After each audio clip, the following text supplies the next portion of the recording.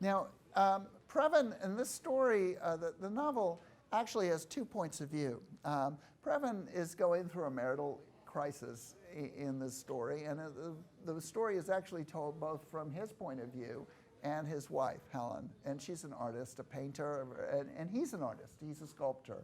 And they've had this sort of intimate exchange and whatever. And and I mean, they've been really estranged, but the pillow Helen clung to was very inadequate. Her red nipples sharply contrasted with her very pale skin. He loved her body, but his life or his own obsessiveness led him inevitably to look at her with the eyes of a plastic surgeon. Her large breasts were not at all symmetric. The left one was higher, her nose off-center, her whole face askew, and she was about 15 or 20 pounds overweight. She didn't look at all like she resided in the capital of good looks. That had been one of the things that had attracted him to her in the beginning. He loved her for her flaws, but he could not keep himself from consciously taking inventory of them. It bothered him that he did so, as he knew it bothered her.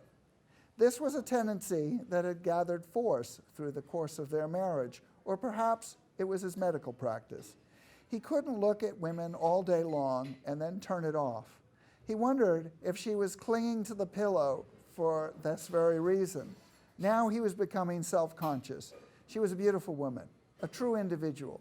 Surely she knew that. I mean, do you find, I mean, you're looking at people and judging in a almost a scientific respect.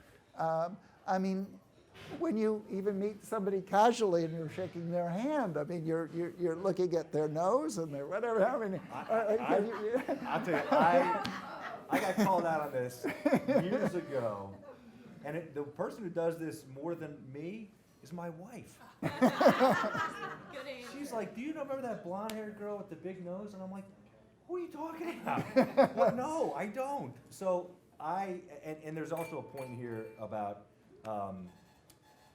Well, I'll bring it back to another point about the book, but as a surgeon, you have to compartmentalize. And, you know, if I operate on you, and then I'm going to operate on you, you don't care what happened to him. And I can't let what happened to him affect my ability to treat you, right? So you have to stop, start, stop, start. And you put this one in a box, and it could be the best surgery I ever did on you, right? And I'm giddy and I'm excited. Well, that's going to screw me up when I go operate on you, or vice versa. You know, you could be the worst, and I have to put that aside and go and focus totally on you. So I kind of have work, and then I have outside of work, and so I make. So you're able to turn it off. Yeah, I do turn it off. You know, but it's funny because my wife will you know make more comments about people and I'm like, I see that. I'm just here talking, and when we first moved to town, somebody was yelling at me about this, and it was a neighborhood party. She's like, "You're over here looking around and critiquing people, and there's." I said, "What are you talking about? I'm having a glass of wine. I mean, we just got to the neighborhood. Give me a break."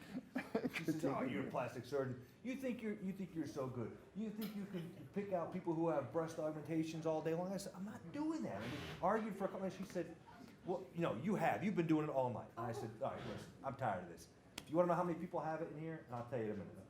I said, 5. 1, 2, 3, 4, 5. I looked right at her and I put right in her face, 5. "How dare you? How did you know?" I said, "Because I'm a plastic surgeon, but I'm not doing that. Leave me the hell alone. Let me drink my wine." So when you call me out on it, yes, we can do it very scientifically and narrow in. But I mean, I walk in the office and you know, we also, again, the whole compartmentalization stuff.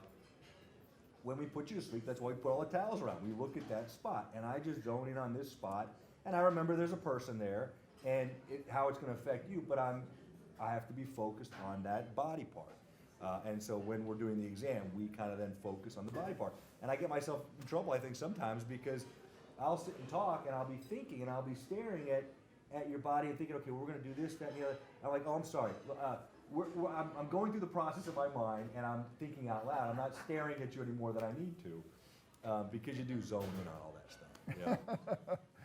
You know, it's interesting because my mother, who's a sculptress, and I think some people ask me where this book came from, and truthfully, she was very much influential in it because she was one of these people that would constantly be talking about who she thought had work done. And I mean, she would mold faces, and so she was also very fascinated with facial structure. Yeah. But she was, you know, very obsessive about people's looks. And critical of them. And I heard a phrase recently that they said, you know, if you're going to look in the mirror, you're going to stare at yourself in the mirror, right? You look at other people, you glance at them. You don't sit and stare at them. So we see things worse or more intently than others do.